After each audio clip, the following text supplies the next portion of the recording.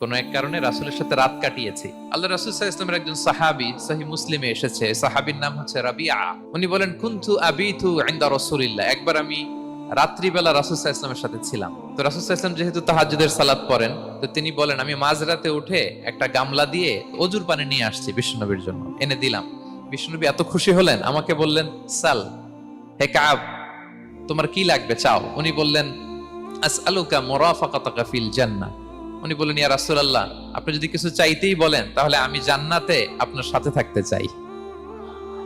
দেখেন কিভাবে ওনারা সুযোগ কাজে লাগাতেন। বিষ্ণু বললেন, আওয়া গায়রা যালিক, আর কিছু চাও, অন্য কিছু লাগবে? বলতেছে না, উরিদু যাক, শুধু এইটাই চাই। তখন বিষ্ণু সাল্লাল্লাহু আলাইহি ওয়াসাল্লাম বললেন, আইন্নি আলা নাফসিকা বিকাসরাতি সুজুদ। এই মর্তবা যদি তুমি চাও তাহলে বেশি বেশি সেজদায় লুটিয়ে থাকো। যদি সেজদায় পড়ে থাকতে পারো তাহলে জান্নাতে আমার সাথী হতে পারবা।